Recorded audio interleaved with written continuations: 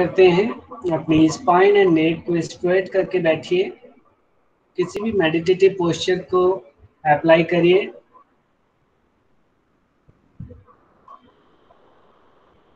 और हाथों की ज्ञान मुद्रा या अंजलि मुद्रा या चिन्ह मुद्रा, जो भी आपको कंफर्टेबल लगे आप उसे लगाइए।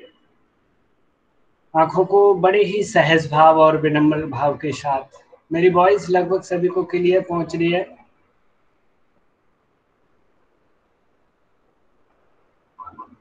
आंखों को विनम्रता के साथ बड़े ही सहज भाव के साथ कुछ क्षण के लिए बंद कर लीजिए और अपने विचारों की तीव्रता को कम होने दीजिए। दो धीमी गहरी श्वासें लेते हुए अपने आप को एनालाइज करिए, विजुलाइज करिए। मैं प्रार्थना के लिए तैयार हूँ। लंबे श्वास भरते हुए पहले 3 बार लगातार पवित्र ओमकार का उच्चारण करेंगे, फिर उसके बाद मेरे साथ प्रार्थना दोहराएंगे। भरिए लंबा गहरा श्वास।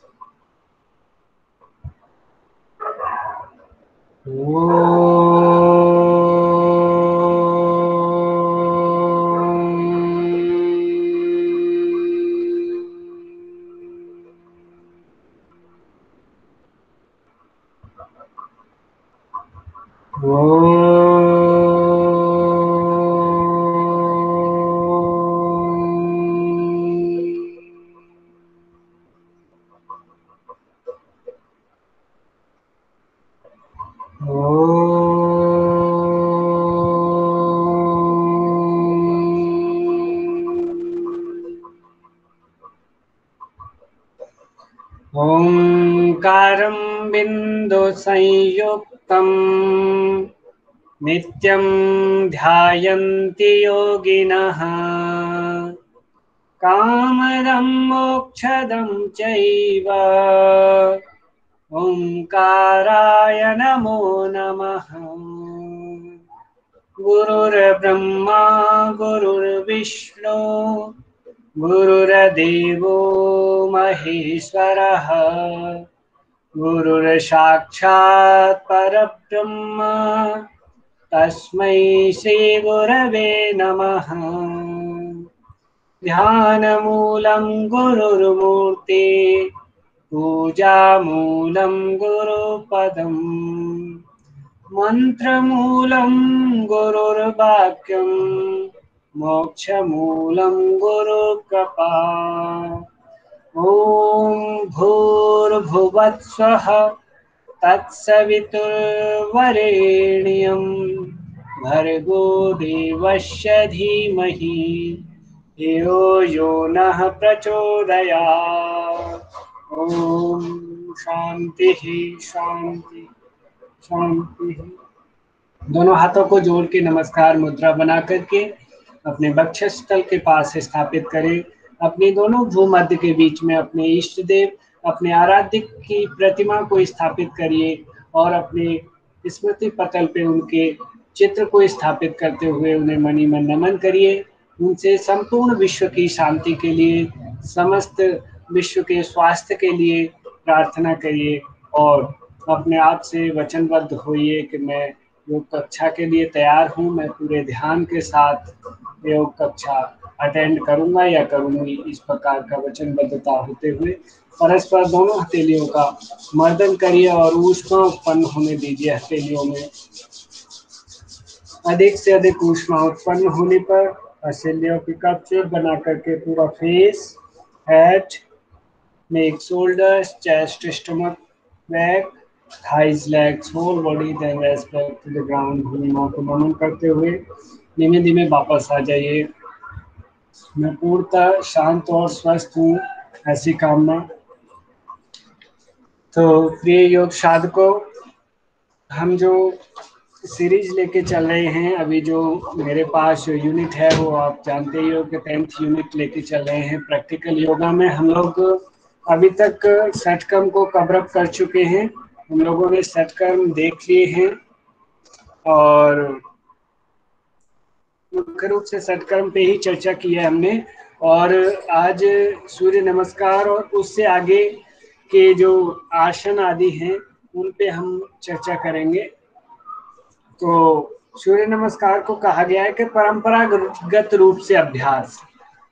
तो यहाँ पे परंपरागत रूप वर्ड यूज किया गया है। तो परंपरागत यानी कि जो ट्रेडिशनल जो चला आ रहा हो, एक के बाद एक जैसा कि उसे फॉलो करते चले आ रहे हैं, तो उस बेस से आप सूर्य नमस्कार कराएं। और हालांकि सूर्य नमस्कार जो है हमारे प्रचलन में, वो ही हमने शुरू से उसी को सीखा है, उन्हीं आसनों को सीखा है। बशर्ते क्या है कि आजकल जो है ना, हर जगह बीज मंत्र के साथ नहीं करते, और बहुत जगह बीज मंत्र के साथ भी किया जाता है। तो मुख्य रूप से देखा जाए तो इसके जो बीज मंत्र हैं उन पे उनको ध्यान में रखते हुए किया जाता है, तब ये ज़्यादा इफेक्टफुल होगा और इसका ज़्यादा अच्छा परिणाम हमें देखने को मिलता है। बीज मंत्र और उसके साथ साथ चक्रों पे ध्यान करते हुए कि आप अपने जो चक्रास हैं उन पे ध्यान करते हुए इसको करोगे तो ये परंपरागत रूप से भी होगा और इसका इफेक्ट भी होगा अच्छा खासा। तो देखा जाए तो जो पूरा सूर्य नमस्कार है, पहले तो इतना चलता था अच्छे खासे तरीके से, इतने राउंड पहले सूर्य नमस्कार ही चलता था ज़्यादातर। हालांकि आसन तो थे, पर बहुत सारे आजकल इतने आसन और आ गए हैं जो नए नए प्रचलन में, एक नए नए आविष्कार के द्वारा के जिनका रिजल्ट देखा जा सकता है।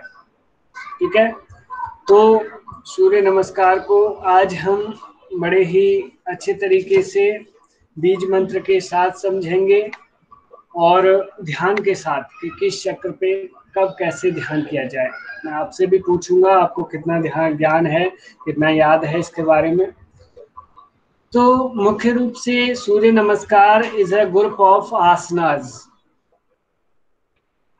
एक ऐसा आसनों का समूह है। आप बताइए, मैसेज करिए कितने आसनों का समूह है।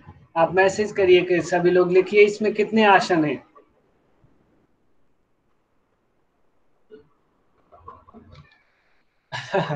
राजेश जी अच्छा, नोरा जी अच्छा, नीरज जी। जो स्टेप वाली बात अलग है, मैंने इसमें स्टेप की बात नहीं की है, मैं आसन पूछ रहा हूँ। जो जो 7 आंसर कर रहे हैं ना, वो ठीक है, क्योंकि इसमें 7 पोस्चर्स से यूज किए जाते हैं। बाकी 5 जो है ना, 5 स्टेप्स, वो उसमें जो है 5 शेष वही 5 आसन रिवाइज किए जाते हैं। तो इसका सही आंसर, यदि आपके 2 तरीके से क्वेश्चन पूछा जाएगा कि सूर्य नमस्कार में कितने आसनों का प्रयोग किया जाता है, तब आपका आंसर होगा 7। और यदि क्वेश्चन पूछा जाता है कि सूर्य नमस्कार में कितने स्टेप्स हैं या कितने चरण होते हैं, कितने, तब आप जो है उसके स्टेप्स की जब बात आएगी तब आप उसमें 12 आंसर करोगे। ठीक है, 12 चरण, मोना चतुर्वेदी जी, बिल्कुल। तो आप इस चीज का ध्यान रखें कि मुख्य रूप से 7 आसन हैं और उन 7 आसनों के आपको नाम याद होने चाहिए, उनको करते कैसे हैं वो अच्छे से सेपरेटली भी पता होना चाहिए, क्योंकि उन्हीं आसनों को हम सूर्य नमस्कार में एक आसनों का ग्रुप बना देते हैं और फिर हम उन्हें करते हैं। फिर बाकी जो शेष 5 स्टेप्स हैं उनमें क्या करते हैं कि शेष 5 आसनों को ही रिवाइज किया जाता है, उन्हीं को दोबारा दोहराया जाता है। लेकिन बीज मंत्र में ऐसा नहीं होता। बीज मंत्र में पूरे 12 के 12 अलग बीज मंत्र हैं उनके। ये बीज मंत्र जो है सूर्य भगवान के पर्यायवाची हैं, सूर्य भगवान को अलग अलग नामों से संबोधित किया गया है। जैसे भगवान श्री कृष्ण के बहुत सारे नाम हैं, जो महापुरुष होते हैं, जो ईश्वर होते हैं या जो देव होते हैं, उनके क्या होते हैं, बहुत सारे नाम होते हैं। और उन्हें किसी भी नाम से यदि आप ध्यान करोगे तो उनका जो ध्यान है या उनकी जो आपकी जो श्रद्धा है या जिधर भाव जा रहा है वो उसी देवता तक पहुंचता है। तो यहाँ पे जो हस्तोत्तान, हाँ, आप 5 आसन जो है वो सॉरी, जो 7 आसन है उनके नाम टाइप कर सकते हो क्रम से, ये भी चलता रहेगा। बाकी मैं जो जो चर्चा कर रहा हूँ वो तो कर ही रहा हूँ। तो आपको बता दिया जाए कि बीज मंत्र और प्लस चक्र ध्यान आप इसमें विशेष रखेंगे, क्योंकि क्वेश्चन जो है ना बीज मंत्र से बनता है कि उस वाले पोस्चर का बीज मंत्र कौन सा है, या बीज मंत्र को सीक्वेंस से बताइए, कहीं बीच से आगे पीछे 2-4 बीज मंत्र दे देगा उनके जो है सूर्य मंत्र के, और फिर क्या करेगा कि कहेगा इन्हें क्रमबद्ध कीजिए। तो इस टाइप के क्वेश्चन आपको सीक्वेंस में पूरे बीज मंत्र याद होने चाहिए, प्लस आसन से रिलेट करके याद होने चाहिए कि यदि इंडिविजुअली किसी आसन से जोड़ के पूछा जाए कि इस वाली स्थिति, प्रथम स्थिति, द्वितीय स्थिति, इस वाली 7th स्थिति का बीज मंत्र कौन सा है, तो आप खटाक से बता सको। और उसके साथ साथ क्वेश्चन बनता है कि जैसे पाद हस्तासन है, पाद हस्तासन में किस चक्र पे ध्यान रखना होता है, आदि आदि इस टाइप से क्वेश्चन बनते हैं। और श्वसन का, इसमें श्वसन का ध्यान रखना, चक्र ध्यान का ध्यान रखना, और बीज मंत्र, इनमें से क्वेश्चन आपको बहुत जगह वाईसीबी में भी और यूजीसी नेट में भी और अन्य आपके वाइवा और ओरल जो एग्जाम्स होते हैं उनमें आपसे ये सारी चीजें जगह जगह पूछी जा सकती हैं और पूछी जाती हैं। तो आप इन्हें अच्छे से बीज मंत्र के साथ आप ट्रिक बना लो कि कैसे आपको ट्रिक याद रखनी है, कि उनसे आप सीधा रिलेट करते जाओ कि इससे ये है, इसके बाद ये है, इसके बाद ये है, इस तरीके से आप कोई एक ट्रिक जनरेट कर लो और उससे उसे याद करो आसन से जोड़ के। ठीक है, तो जो 12 स्टेप्स हैं उनकी चर्चा करें तो पहला जो है वो नमस्कार आसन है, या प्रणाम आसन भी उसे बोलते हैं। नमस्कार या प्रणाम बात वही है। उसमें क्या है कि उस पोस्चर को जब हम करते हैं तो उसमें दोनों हाथों को इस प्रकार, फिंगर्स को एक साथ मिला करके, थंब को मिला करके यहाँ कंठ कूप के पास अपने थंब को रखना होता है, और दोनों हाथों को इस प्रकार से यहाँ वक्षस्थल के पास रख के, ये अवस्था नमस्कार आसन की है। आंखें बंद करके अपने सूर्य देव का ध्यान किया जाता है, और सूर्य मंत्र और भी इसके साथ साथ बहुत सारे और सूर्य मंत्र रिवाइज किए जाते हैं बीज मंत्र से पहले, जैसे आदित्य नमस्कारम ये कुर्वन्ति दिने दिने आयु प्रज्ञा बलवीर्यम तेजस तेषांच जायते, आदि आदि बीज मंत्र बोला पहले, और फिर सीधा ओम मित्राय नमः, और उस वक्त मंत्र भी चैंट किया, और जो ध्यान रखा वो कहाँ रखा है आप बताइए, कि जो यहाँ पे जब आप नमस्कार आसन करोगे तो आपका ध्यान आपके अनाहत चक्र पे होना चाहिए,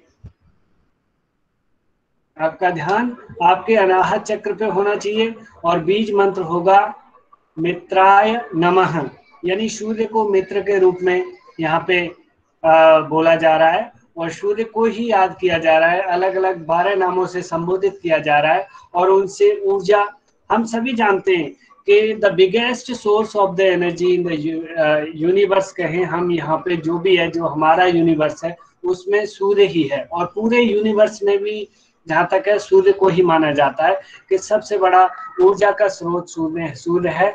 तो हम जब सूर्य नमस्कार करते हैं तो सूर्य के समान तेज की उनसे प्रार्थना करते हैं कि हमें तेज प्रदान करें और बल प्रदान करें। ठीक है, तो अलग अलग, पहला आसन नमस्कार आसन, मित्राय नमः, अनाहत चक्र पर ध्यान। दूसरे आसन में जाते हस्तोत्तान आसन में, जिसमें हाथों को पीछे की तरफ ले जाते और बैक से, जैसे हस्तोत्तान को अगर हम वैसे और दूसरी लैंग्वेज में इसे अर्धचंद्रासन भी कहा जाता है, कहीं कहीं मैं आपको दिखाऊंगा, वो आसनों वाले उसमें स्टेप में आएगा, तब आपको उसे अर्धचंद्रासन भी कहते हैं। तो उस समय जब बीज मंत्र बोलते हैं ओम रवये नमः, ठीक है, तो मित्राय नमः, रवये नमः, और जब फिर तीसरा स्टेप है कि सीधा उस वक्त जो हस्तोत्तान आसन था, ध्यान कहाँ पे था बताइए, सभी लोग टाइप करते रहो, मैं सुनता भी रहूंगा, मैं आपके मैसेज पढ़ता रहूंगा। तो उस वक्त हमने ध्यान रखा अपने विशुद्धि चक्र पे, यहाँ गले पे।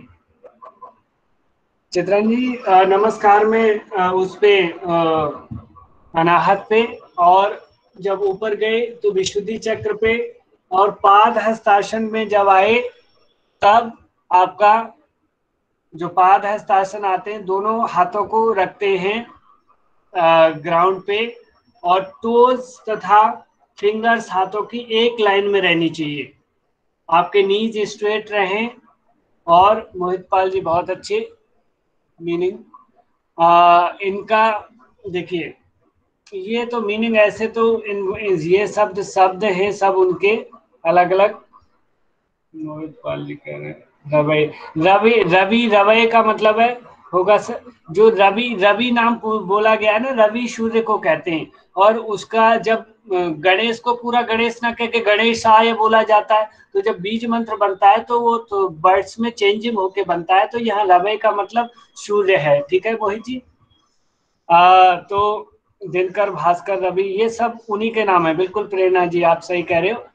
तो फिर जो अगला स्टेप पाद हस्तासन और चक्र ध्यान कौन सा होगा, यहाँ पे कौन सा चक्र पे ध्यान होगा बताइए। हाँ, मोना जी ने पूरे के पूरे बीज मंत्र टाइप करके भेज दिए हैं, और जय कृष्ण पाडिया जी ने उड़िया में टाइप कर दिए हैं। तो बताइए उसका पाद हस्तासन का चक्र ध्यान कौन सा है। स्वादिष्ठान, बहुत बढ़िया। उमा पटेल जी बताए है स्वादिष्ठान, मणिपुर नहीं है, मणिपुर इसमें नहीं है, स्वादिष्ठान। बहुत अच्छे। फिर उसका बीज मंत्र कौन सा था, पहले का मित्राय नमः, फिर रवये नमः, ओम सूर्याय नमः, जब आए उसमें सूर्याय नमः बोले। ठीक है। और फिर ये अश्व संचलन आसन, राइट लेग पीछे ले जा करके ओम भानवे नमः। ठीक है, भानवे नमः बोला। और फिर उसके बाद आगे जब और पीछे फिर पर्वत आसन आता है उसके बाद, तो पर्वत आसन में जब जाते हैं भानवे नमः के बाद, फिर आप अगला आसन जो आता है उसमें पर्वत आसन में खगाय नमः। और फिर आता है साष्टांग नमन, साष्टांग नमन में फिर पूषणे नमः, और फिर हिरण्य गर्भाय नमः जाते हैं उसमें, कोबरा पोज जिसे कहते हैं, भुजंगासन। और फिर अलग अलग उसके बाद फिर पर्वत में मरीचय नमः, और फिर अगेन ये हॉर्स पोज में या अश्व संचलन में आदित्याय नमः, सवित्रे नमः, अर्काय नमः और भास्कराय नमः करके इस टाइप से पूरे के पूरे बीज मंत्र हमें चैंट करने होते हैं। और उस दौरान जो चक्र ध्यान है वो भानवे नमः आज्ञा चक्र। तो यहाँ पे अब अलग अलग हम समझ लेते हैं। चलो थोड़ा मैं आपको वो शो कराता हूँ, तब वहाँ पे चर्चा करेंगे।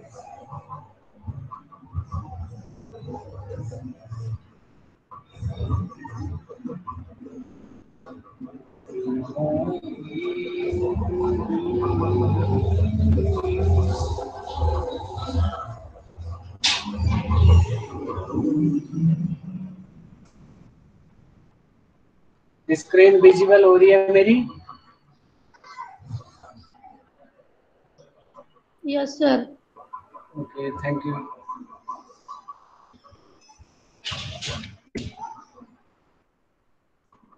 ये देखिए बाबा रामदेव जी विराजमान है यहाँ पे। तो पहला जो स्टेप था ये वाला, वो नमस्कार आसन। नमस्कार आसन में यहाँ पे बीज मंत्र मित्राय नमः, हस्तोत्थान आसन, यहाँ आपका बीज मंत्र रवये नमः। ठीक है, ये हस्तोत्थान है जिसे अर्धचंद्र भी बोलते हैं, रवये नमः।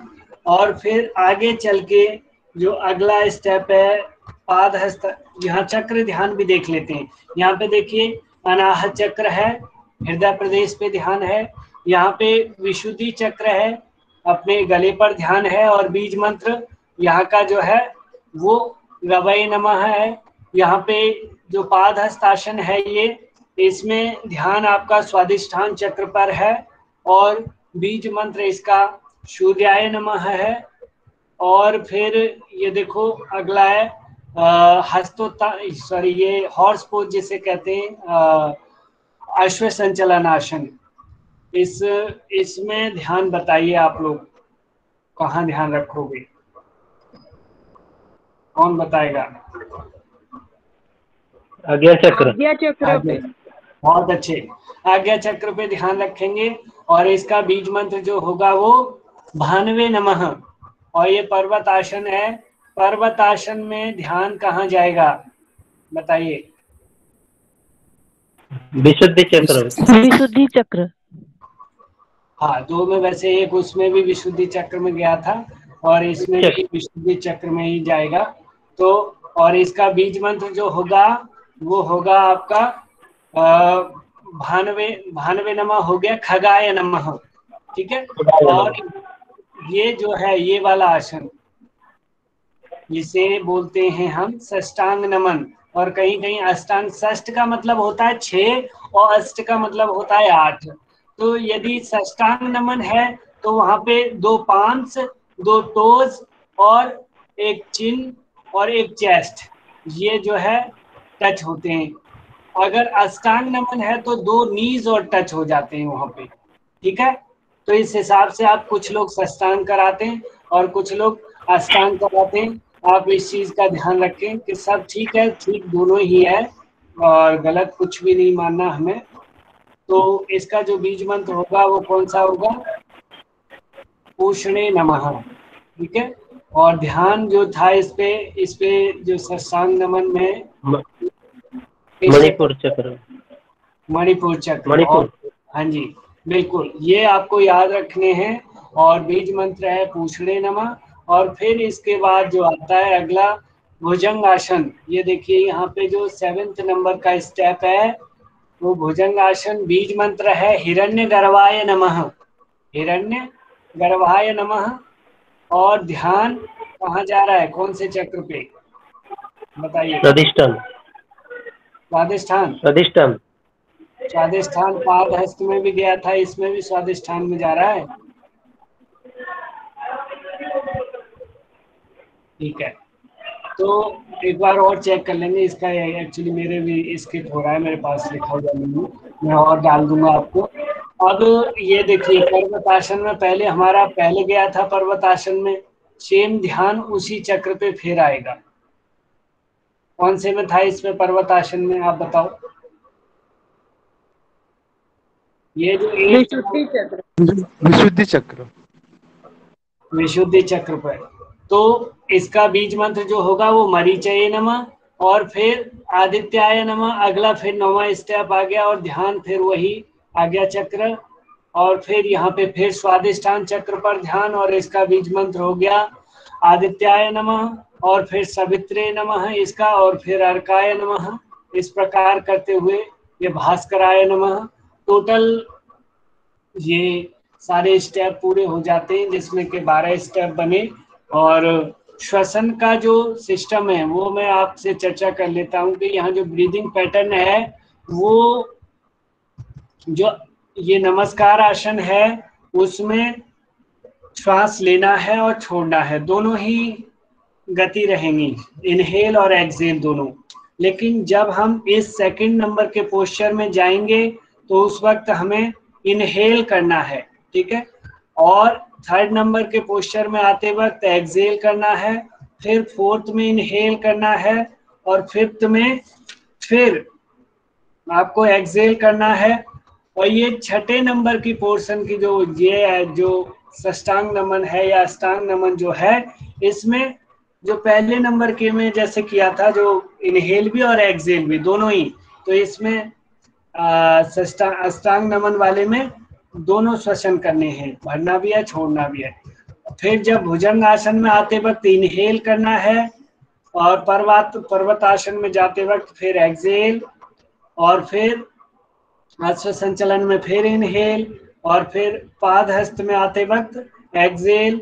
और हस्तोत्तान में फिर पुनः इनहेल। और नमस्कार में फिर वही इनहेल एंड एक्सेल दोनों। तो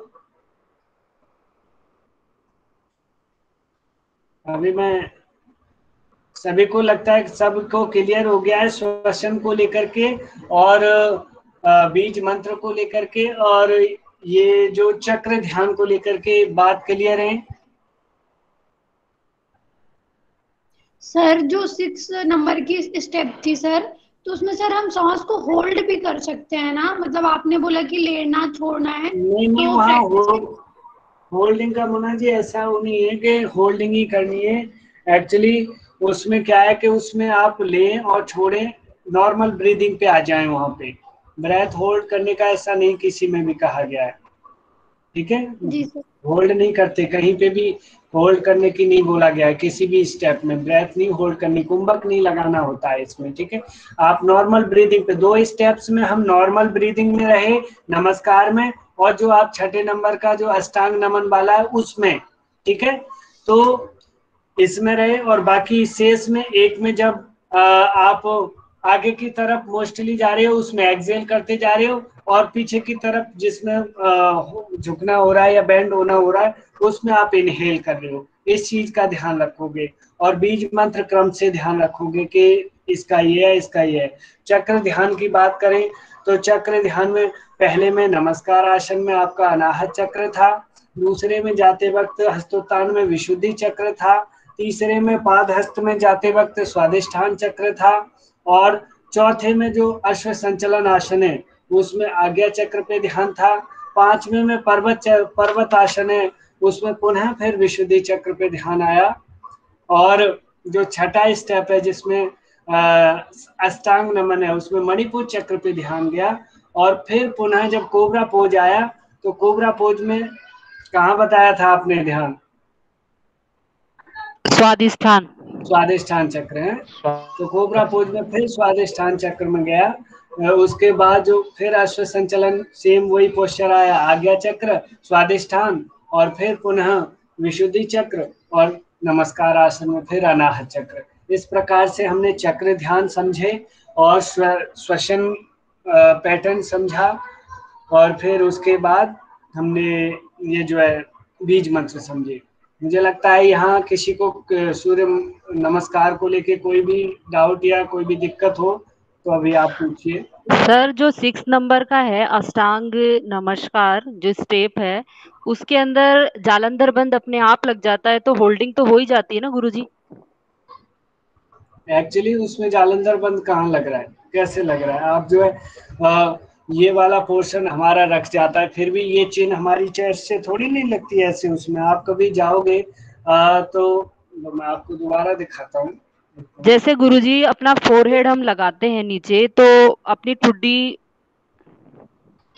ऐसा नहीं होता, मैं अभी दिखा रहा हूँ आपको। जालंधर बंद उसमें नहीं आ पाता। ये देखिए, यहाँ देखिए जालंधर बंद ठुड्डी और चेस्ट के बीच में कितना पूरा गैप है कि नहीं है। जब तक ठुड्डी चेस्ट से नहीं लगेगी आके तब तक वो जालंधर बंद नहीं कहा जाएगा। यहाँ पे आप नॉर्मल श्वसन करने के लिए है कि आप नॉर्मल श्वसन करें, श्वास भरें और छोड़ें आराम से, ठीक है। यहाँ देखो, आप जालंधर बंद की जो बात कर रहे हो, वो जालंधर बंद हम कैसे लगाते हैं? जब चिन्ह को ऐसे कर लेते हैं, यदि ऐसे करेंगे तो हमारी चिन्ह कहाँ रखी जाएगी? ग्राउंड पे फोरहेड आ जाएगा। जब फोरहेड रखेंगे तब जालंधर बंद लग पाएगा, और वहां उन्होंने बाबा जी ने यहाँ चिन्ह रख रखी है अपनी, और चिन्ह ही रखनी होती है, ठीक है। तो ऐसा कुछ नहीं है कि इसमें जालंधर बंद लगता है। आप इन दोनों स्थितियों में श्वसन को सामान्य रखने के लिए हमने पढ़ा है, और आपने भी ऐसा ही आंसर करना है। यदि कुछ आता है तो श्वसन से जुड़ा हुआ कि किस किस स्थिति में, जैसे 5 स्थिति दे दी जाएंगी, इस स्थिति में श्वसन कहाँ रखा जाता है, या फिर वो उन स्थितियों के नाम चूज करिए जिनमें श्वसन सामान्य रहता है, इस प्रकार से, ठीक है। सर वो श्वसन का एक बार फिर से बता देंगे, श्वसन का जो बोला है? हाँ, मैं दोबारा दिखा देता हूँ। देखिए, जो हमारे 12 स्टेप्स हैं इसमें, ये हमें क्लियर है। ये देखो, जिसको नहीं क्लियर हो रहा हो ये देख ले, काउंट कर लें। 12 स्टेप्स हैं, लेकिन आसन 7 हैं। आसन 7 यूज किए गए हैं। बाकी शेष टाइम में फिर क्या है कि वो 5 आसन दोबारा रिवाइज किए गए हैं, जिसमें कि रिवाइज जो किए हैं, देखो ये पर्वत आसन दोबारा रिवाइज हुआ है, ये हॉर्स पोज रिवाइज हुआ है, ये पाद हस्तासन हॉर्स पोज, और ये पर्वत आसन नमस्कार आसन रिवाइज हुआ है, और ये देखो ये हुआ है हस्तोत्तान। तो ये आसन जो है डिवाइड हुए हैं और बाकी 7 नए पोस्चर्स हैं इसमें। तो पहला जो पोस्चर है ये वाला नमस्कार आसन, इसमें आप श्वसन अपना सामान्य रखें, यानी श्वास लें और छोड़ें आराम से। जितनी देर आपने जैसे रुकना है, ऐसा तो नहीं है कि तुरंत तुरंत एकदम खटाखट कर दिया। थोड़ी देर चंद मिनट नहीं, कुछ सेकंड्स रुकना होता है और उस चक्र पे ध्यान को ले जाना होता है, फिर बीज मंत्र को चैंट करना होता है, तब उसके बाद अगली स्थिति में जाते हैं। तो जब इस स्थिति में सामान्य श्वसन है और जैसे ही हम इस स्थिति में जाएंगे तो इनहेल करते हुए ऊपर को हाथों को ले जाएंगे, आप ये ध्यान रखेंगे, ठीक है। जब इस स्थिति से वापस आएंगे तो आपको एक्सहेल करते हुए थर्ड वाली स्थिति में पाद हस्तासन में आ जाना है। फिर फोर्थ अश्व संचलन, इसमें इनहेल करके ऊपर चेस्ट एंड चिन करेंगे। फिर पर्वत आसन में आपको एक्सहेल करके फिर करना है, वापस आना है। फिर ये जो स्थिति आती है इसमें फिर पुनः सामान्य श्वासें ही आ जाती हैं। छठी और पहली स्थिति में श्वसन जो है वो सामान्य रहता है, ठीक है। अब जो 7वीं है भुजंगासन, ये देखिए यहाँ पे, उसमें क्या है कि इनहेल किया है तब चेस्ट एंड चिन अप करिए, और जो 8वीं है फिर उसमें एक्सहेल करके फिर पर्वतासन में, और 9वीं में फिर इनहेल, 10वीं में एक्सहेल, 11वीं में इनहेल, 12वीं में फिर सामान्य श्वसन। क्लियर है सर? सतवी सर, हाँ जी हेलो। बताइए। सर कहीं कहीं 5th नंबर पोजीशंस में, जैसे कि माउंटेन पोज है, पर्वतासन, उसके जगह पे दंडासन का भी वर्णन मिलता है। एक्चुअली ये होता क्या है कि कहीं कहीं कुछ लोग दंडासन भी करते हैं, कुछ लोग माउंटेन भी करते हैं। तो एक्चुअली क्या है कि हमें मतभेद नहीं रखने, अब वही है कि कहीं व्यवहार में कुछ चल रहा है, कहीं कुछ चल रहा है, कुछ लोग दंडासन में आ जाते हैं, कुछ लोग पर्वत करते हैं। पर लेकिन हमने जो सीखा है अभी तक, और हमने अभी तक जो अपने एग्जाम्स आदि सब जगह जो प्रेजेंट किया है, वो पर्वत आसन ही है। तो मैं चाहूंगा कि आप पर्वती आसन रखो, बाकी गलत उसे भी नहीं कहेंगे हम के कुछ दंडासन में आ जा रहे हैं, या फिर, और उसे दंडासन भी नहीं कहते कुंदन जी, मैं आपको दंडासन कहता रहा हूँ, उसे सेतु आसन कहते हैं, प्लैंक पोज बोलते हैं उसे, प्लैंक इंग्लिश में बोलते हैं, और उसे सेतु तोलासन भी बोलते हैं सर इसको। क्या सर उसे चतुरंग दंडासन बोलते हैं।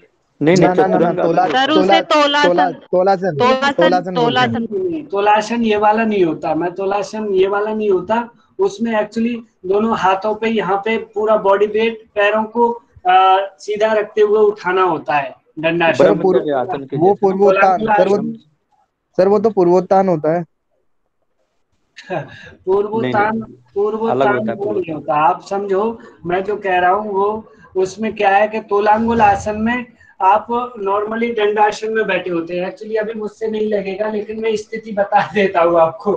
ये ऐसे बैठे होते हैं और यहीं से क्या करते हैं कि ऐसे आगे से उठाया और इधर से पैरों को अप कर लेते हैं, यानी कि ऐसे पूरे वेट, बॉडी वेट को कुछ देखो इस तरीके से आप ऐसे आओगे, ऐसे आए, और ये पैरों को, अभी मेरे सीधे नहीं होंगे क्योंकि अभ्यास मेरा छूटा हुआ है। एल सिट बोलते हैं ना सर इसे? हाँ, इसे तोलांगुल बोलते हैं, आप कंफ्यूज नहीं होइए। तो कुंदन जी उसको दंडासन ना कहते। सर अभी मैंने वाईसीपी की एग्जाम दी है, उसके अंदर इसको तोलासन ही बोला जाता है। किसको? जो मैं बता रहा हूँ अभी करके आयुष, हाँ, जो ये फिफ्थ नंबर का जो आप बता रहे हैं उसको तोलासन ही बोला जाता है। अभी रिसेंटली मैंने एग्जाम दी है सर। एक मिनट, मैं इस पे चल रहा हूँ। नहीं, अलग अलग जगहों पे अलग अलग चीजें बोल। हाँ नहीं, ये मोना जी सही कह रही है, इस वाले की कह रही हो ना आप, इसको, इस वाले को, वो केवल की किताब में सर यही वाले स्टेप्स है जो आपने बताया। ये 5th नंबर का ये जो है उसको बोल रही थी आप, इसे तोलांगुल बोला जाता है। नहीं सर, जो 5th स्टेप है उसे तोलासन बोला जाता है। इंग्लिश में इसे प्लैंक पोज बोला जाता है। इसको ये जो है ये वाला सर, ये तो पर्वत आसन है, सबको पता है। हाँ, तो इसकी जगह ये जो दूसरा पोस्चर है वो ऐसे वाले की आप कह रहे हो, ये वाला जो है ये देखिए प्लैंक पोजीशन। हाँ ये सर, इसी के लिए बोल रही ये है। प्लैंक पोज है और ये पोज जो है प्लैंक है और इसे सेतु आसन कहते हैं, सेतु आसन। और एक होता है सेतु बंध आसन। तो सेतु बंध अलग टाइप से लेट के और अपने हिप रीजन को ऊपर की तरफ पुश करते हैं और इसे सेतु आसन बोलते हैं। कोई नहीं, बाकी आप कंफ्यूज मत सर होइए। ये जो आप बता रहे थे ना, सॉरी टू इंटरप्ट, लाइक जैसे जो योग मार्गदर्शिका है जो वाईसीबी और क्यूसीआई लेवल के लिए इनिशियली पब्लिश की थी मिनिस्ट्री ऑफ आयुष ने, तो वहां पर इसको जो आपने अभी पोस्ट किया है वहां पर इसे तोलासन बताया गया है, इसलिए वो शायद नूरा जी आपको ये कह रहे हैं। और कोई बात नहीं, वो ठीक है, वहाँ जो भी है ना उनका वो चल रहा है, वो ठीक है, कोई बात नहीं, आप कंफ्यूज मत होइए। आप इतना समझिए कि वहाँ इसे तोलांगल कहते हैं या तोला आसन कह रहे हैं, लेकिन यहाँ पे हम इस आसन को प्लैंक पोज या सेतु आसन कह रहे हैं। ठीक है, आप इतना समझ लीजिए कि इसका एक नाम सेतु भी है, इसका नाम तोलाहुलासन भी है, जो अभी मोना जी बता रही है। तो सर कल ओके सर, थैंक यू। भविष्य में इस तरीके से प्रश्न आते हैं तो हम, क्योंकि वो भी मिनिस्ट्री ऑफ आयुष की बुक है, आप जो पढ़ा रहे हैं वो भी सही है, तो हम क्या माने, वो थोड़ा सा एक डाउटफुल है, थोड़ा सा क्लियर आप कीजिए। इस बात का ध्यान रखिए, ऐसे जो कंफ्यूजन वाले ऐसे क्वेश्चंस नहीं आते जो कि आपको कंफ्यूज करें या जिनके कई नाम हों और जो कंफ्यूजन उत्पन्न करने वाले होते हैं, उस वक्त सिर्फ मूल टेक्स्ट में जो नाम उनके दिए होते हैं ऐसे ही क्वेश्चन आते हैं। जो मुख्य क्वेश्चंस मूल टेक्स्ट से उठाए जाते हैं, जो बाहर व्यवहार में जो प्रचलन में बदल बदल के चीजें आ जा रही हैं, या मैं इसे को कुछ और नाम रख दूं, कोई दूसरा कुछ और रख दे, तो वो क्वेश्चन ऐसे नहीं उसमें दिए जाते। आप इस बात का ध्यान रखें, वैसे जहां तक मेरा पूरा विश्वास है। सर एक प्रश्न है एक और मेरा। हाँ जी जी, जैसे अश्व संचलन आसन में 4th नंबर पोजीशन में, तो हम पहले कौन सा लेग पीछे लेके जाएं? हाँ, इसमें ये बड़ा ही अच्छा कुंदन जी आपने क्वेश्चन किया है। वैसे तो जो प्रचलन में है उसे राइट लेग पीछे ले जाते हैं ज्यादातर हमारे गुरुजन लोग, और कुछ मैंने जहां जहां देखा है वो राइट लेग पीछे ले जाने के लिए बोलते हैं कि आप राइट लेग पीछे ले जाएं। ठीक है, पर लेकिन अगर साइंटिफिक देखा जाए, यदि साइंटिफिक देखा जाए तो हमारे जो गुरुजी ने सिखाया हमें, वो सभी गुरुजी नहीं सिखाते थे, लेकिन जो एनाटॉमी वाले सर हैं हमारे, जो जयसिंह सर, वो कहते थे कि आप पहले लेफ्ट लेग पीछे ले जाओ। उसका एनाटॉमिकली रीजन है, उसका साइंटिफिक रीजन है। मैंने कहा सर क्यों, क्या रीजन है इसका? तो बड़ा मुझे वास्तव में ही बड़ा अच्छा लगा। क्यों? क्योंकि एक्चुअली होता क्या है कि देखो, आप पोजीशन देखो, मैं दिखाता हूँ आपको, आप आ जाइए तब क्लियर होगा आपका ये जो साइंटिफिक समझना। कि यहाँ जो है देखो, ये देखो यहाँ पे इन्होंने ये लेफ्ट लेग पीछे ले जाए हुए हैं, इन्होंने लेफ्ट लेग पीछे ले जा रखा है और राइट लेग को यहाँ रखा हुआ है आगे। तो आप सोचो कि जब राइट लेग आगे आएगा तो यहाँ पे ये एब्डोमेन के ऑर्गन्स प्रेस हो रहे हैं, राइट लेग से थाई से प्रेस हो रहे हैं, और इस साइड में जो है हमारी लार्ज इंटेस्टाइन है, और लार्ज इंटेस्टाइन जब प्रेस होगी तो स्वाभाविक है इसमें जो गैस्ट्रिक प्रेशर है, वो गैस्ट्रिक प्रेशर सीधे असेंडिंग कॉलन से या सीकम से सीधा प्रेस होकर के ऊपर को चढ़ेंगे, फिर ट्रांसवर्स कॉलन में, और फिर डिसेंडिंग की तरफ प्रेशर बन के, यानी कि जो गैस्ट्रिक है वो हमारे मल द्वार से एनएस से बाहर निकलने के चांस ज्यादा रहते हैं। ठीक है, इसलिए कहा जाता है कि जो गैस्ट्रिक फ्लो है वो एनएस की तरफ आ जाए, क्योंकि इंटेस्टाइन हमारी राइट साइड से शुरू हुई है। आपको सबको पता है जो लार्ज इंटेस्टाइन है वो हमारी राइट साइड से शुरू होती है, सीकम फिर कॉलन, यानी कॉलन में भी फिर असेंडिंग कॉलन, फिर ट्रांसवर्स कॉलन आता है, फिर यहाँ पे डिसेंडिंग कॉलन आता है लेफ्ट साइड से, और फिर आगे को आकर के सिग्मोइड, और फिर रेक्टम और एनस। यही है सिस्टम सीक्वेंस इसका, आपको सबको पता है। तो जैसे ही यदि आप राइट लेग बेंड करोगे तो यहाँ पे सीकम और असेंडिंग कॉलन प्रेस होगा, जिससे कि यहाँ एक प्रेशर क्रिएट होगा लार्ज इंटेस्टाइन में, और जो गैस्ट्रिक फ्लो होंगे, जो गैस वगैरह आदि होंगे, वो सीधा आगे बढ़ जाएंगे जिधर से उन्हें पास होना है। तो इसलिए बेटर जो है साइंटिफिक देखा जाए तो लेफ्ट लेग पहले पीछे ले जाना चाहिए अकॉर्डिंग टू हमारे एनाटॉमी सर। ठीक है, और बाद में इसका लॉजिक भी है, पर लेकिन ज्यादातर क्या है कि करवाते हैं कि राइट लेग बैक, सबसे पहले राइट लेग को ले जाते हैं। सर मैं एक छोटा सा बताना चाहूंगा इसमें, don't sorry to interrupt again, कि लाइक जैसे हम सूर्य नमस्कार की बात करते हैं, जो हमारे टीचर्स हैं, हमारे गुरु हैं, जिन्होंने हमें सिखाया है, तो लाइक सूर्य नाड़ी लाइक हमारे राइट साइड से शुरू होती है, तो that's why we are also using for first right side front, left side back, left leg back. तो ये हमें उन्होंने इस तरीके से बताया, तो ये भी बड़ा साइंटिफिक लगा हमें, क्योंकि सूर्य को हम रिप्रेजेंट कर रहे हैं वहां पे उनकी उपासना के लिए। देखो हाँ, कहीं ना कहीं अब बात तो दोनों सही आ रही है, बड़ी विडम्बना हो गई कि अब किसे सही माना जाए। साइंस अपनी जगह कह रही है कि इसका लॉजिक ये है, उधर आध्यात्म अपना ये कह रहा है कि राइट साइड से जी सूर्य नाड़ी है, सो सूर्य नाड़ी प्रेस होती है, तो इसलिए पहले सूर्य नाड़ी को करो। तो कंफ्यूजन का विषय नहीं है, आप खुद देखो कि कहाँ कौन सा आवश्यक है। बाकी जो हमारा समाज है वो साइंस को ज्यादा मानता है, और हमें साइंस जो है लॉजिकली मान सकते हैं। आप सूर्य नाड़ी की कहोगे, आप किसी साइंस वाले को कहोगे, कोई मानेगा कौन सी नाड़ी है, क्या नाड़ी है, क्या सूर्य नाड़ी है। आप योग वाले हैं, हम योग वाले हैं, हम मान लेंगे सी कि हाँ जी नाड़ियां होती हैं, वो सूर्य नाड़ी प्रेस हो रही है। पर लेकिन यदि साइंस वाले को किसी को बोलोगे, किसी डॉक्टर को आप समझाओगे, वो वास्तव में समझेगा कि हाँ जी यार रियल में ये चीज जब यहाँ पे आपका इसका देखो ये राइट साइड प्रेस हो रहा है, तो यहाँ से इसकी ये सीकम और फिर असेंडिंग कॉलन प्रेस हो रहा है, जिसकी वजह से गैस्ट्रिक फ्लो ट्रांसफर से होते हुए सीधा डिसेंडिंग और एनएस की तरफ जा रहे हैं, तो वो तब वो मानेगा। तो कहीं ना कहीं मुझे लगता है जो आपको साइंस से जो जुड़ा हुआ है वो वाला आपको मानना चाहिए। बाकी सब सही सही सब है, पर लेकिन आप इसका लॉजिक बताओगे ना, तब ज्यादा एक्सेप्ट करेंगे लोग। ठीक है तो सर इसमें तो फिर हम जैसे कि हमने माना कि चलिए लेफ्ट से ले गए, फिर अगर हम सेकंड सीक्वेंस करते हैं तो उसमें भी तो फिर हम राइट से तो लेके आ ही रहे हैं ना, कंटिन्यूअसली तो हम लेफ्ट नहीं लेके जाते हैं। अगर हम वॉइस सेकंड बहुत सीक्वेंस कम है, करें तो फिर हम राइट लेके। प्लीज थोड़ा सा तेज बोलेंगे ना, मुझे बहुत ध्यान से सुनना पड़ रहा है, थोड़ा सा तेज। जी जी, आवाज जा रही है सर अभी? आ तो रही है, काफी कम आ रही है, मुझे ही आ रही है, पता नहीं सबको आ रही है ऐसे ही आपकी आवाज। थोड़ी धीमे आ रही है आवाज। हाँ जी बताइए। हाँ नहीं, मैं ये कह रहा था कि जैसा आपने कहा कि लेफ्ट हम लेके गए, हाँ वॉइस इज ओके, लेफ्ट लेके गए, फिर हम सेकंड सीक्वेंस हम जब करते हैं तो उसमें तो फिर हम राइट लेके जाते हैं अकॉर्डिंग टू यू, कि चलिए ठीक है कि हमें लेफ्ट से लेके जाना है जो आपने एनाटॉमिकली बताया, ऐसा तो हम हमेशा लेफ्ट ही लेके जाएं और राइट लेके आए।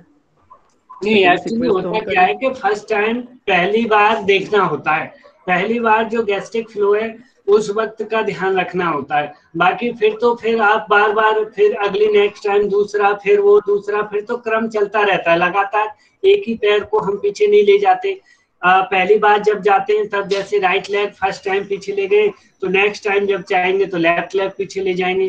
तो जो मेंशन किया जाता है वो फर्स्ट टाइम का ही मेंशन किया जाता है कुंदन जी।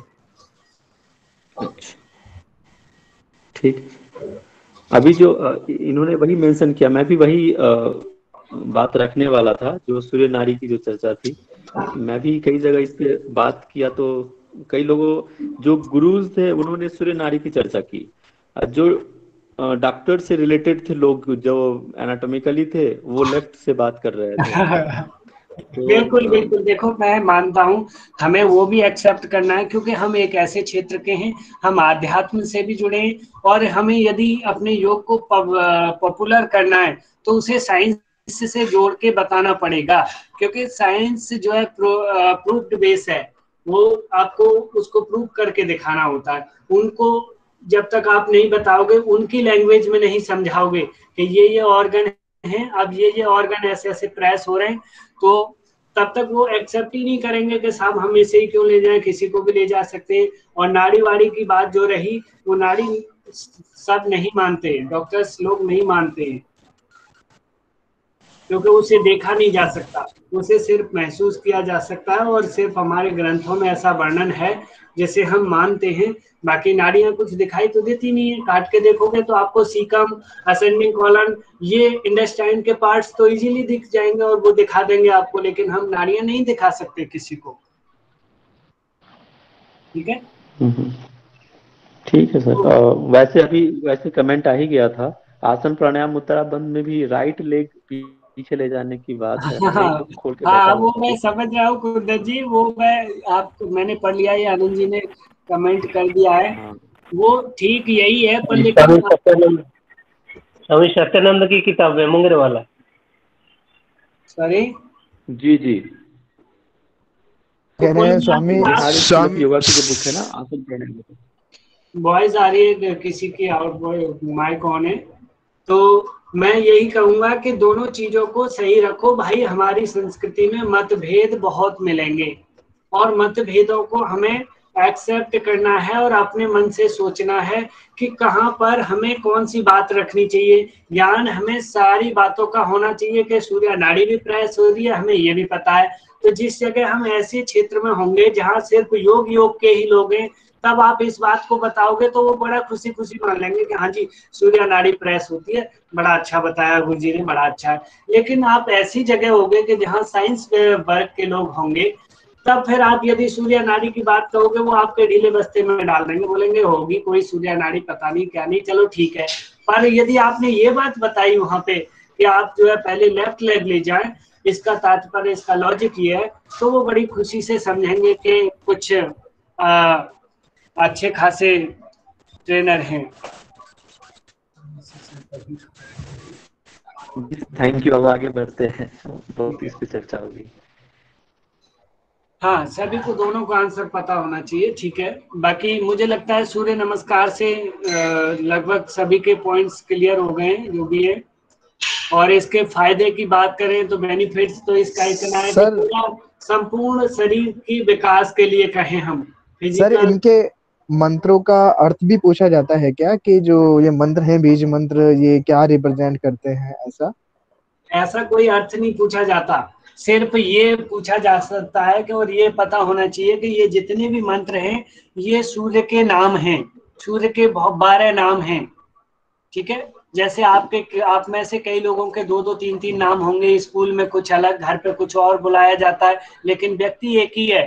तो यहाँ पे उनके वो नाम हैं, उनके अलग अलग अर्थ नहीं पूछे जाएंगे। और जो बीज मंत्र यूज किया जा रहा है वो सीधा एक ही गॉड के लिए जा रहा है, सूर्य के लिए जा रहे हैं, तो आप उससे निश्चिंत रहें। ठीक है, तो हम इसके बेनिफिट की बात कर रहे हैं, तो बेनिफिट सूर्य नमस्कार के देखे जाएं तो बहुत बड़ा बेनिफिट है, क्योंकि ये इसमें 12 स्टेप्स हैं और 7 आसनों का कॉम्बिनेशन है, तो लगभग पूरी फुली बॉडी एक्सरसाइज हो जाती है इसमें। तो पूरे शरीर के विकास के लिए बड़े ही अच्छा हितकर और बड़ा ही लाभदायक सिद्ध होता है सूर्य नमस्कार। सर्वांगीण विकास कह सकते हैं शरीर का। और मैं आपको रोचक बात बता दूं कि पहले राजा महाराजा युद्ध लड़ा करते थे, उनके पास हजारों लाखों सेनाएं हुआ करती थी संख्या में, तो उन्हें उनके शरीर को मजबूत बनाए रखने के लिए, उनके शारीरिक विकास के लिए उन्हें सूर्य नमस्कार ही कराया जाता था। बार बार हजार हजार राउंड एक एक बार में करवाया जाता था, इतने बलशाली होते थे वो लोग, कर लेते थे। उन्हें सूर्य नमस्कार की प्रैक्टिस कराई जाती थी लड़ाई से पहले कि आप सुस्त ना पड़ जाओ, आप एक्टिव बने रहो, उसलिए। ठीक है, तो इसका बहुत बड़ा फायदा है। बाकी रही लिमिटेशन की बात के, हाइपरटेंशन की स्थिति में आप विशेष थोड़ा ध्यान रखेंगे कि जो हस्तोत्तान आसन है, जिसमें उसमें जाते वक्त आपको चक्कर ना आए, तो आप हल्के से आराम कम ही जाएं। बाकी जिनको बैक पेन है वो फॉरवर्ड बेंडिंग वाला जो पाद हस्तासन है वो अवॉइड करें। है, और जो कहें हम, कुल मिलाकर के ये आपको कुछ अपनी एज के हिसाब से भी और अपनी शारीरिक क्षमता के हिसाब से भी आप जांच सकते हो कि सूर्य नमस्कार आप कर पा रहे हो कि नहीं कर पा रहे। ठीक है,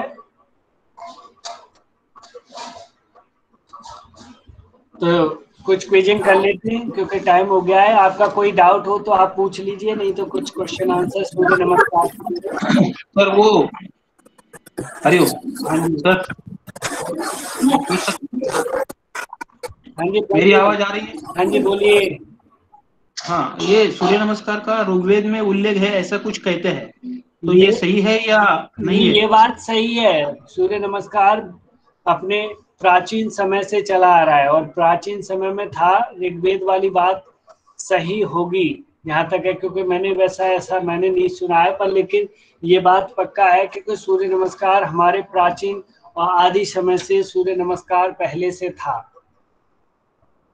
कोई ग्रंथ में ऐसा भी कहा जाता है कि कोई मतलब जो हठयोग के टेक्स्ट है उसमें कुछ रेफरेंस नहीं है, ये बाद में चलाया गया अभियान है, ऐसे कुछ नहीं, बाद में चलाया हुआ अभियान नहीं, ऐसा कुछ नहीं। देखो हठयोग के योगिक टेक्स्ट में अलग अलग दूसरे आसन हैं, बेशक सूर्य नमस्कार की चर्चा नहीं है, और लेकिन पहले समय में सूर्य नमस्कार प्राचीन समय से सुनते चले आ रहे हैं कि आप कुछ पुराण ग्रंथों आदि को भी देखोगे तो सेना के लिए सूर्य नमस्कार कराए गए या इन्होंने सूर्य नमस्कार किए। कि जो हमारे ऋषि मुनि होते थे वो स्नान करने के बाद सीधा सूर्य नमस्कार करते थे। तो यानी कि हम कह सकते हैं कि स्टेप्स कम होंगे, आसनाज कम होंगे, लेकिन सूर्य नमस्कार तब भी था और अब और अच्छे तरीके से प्रचलन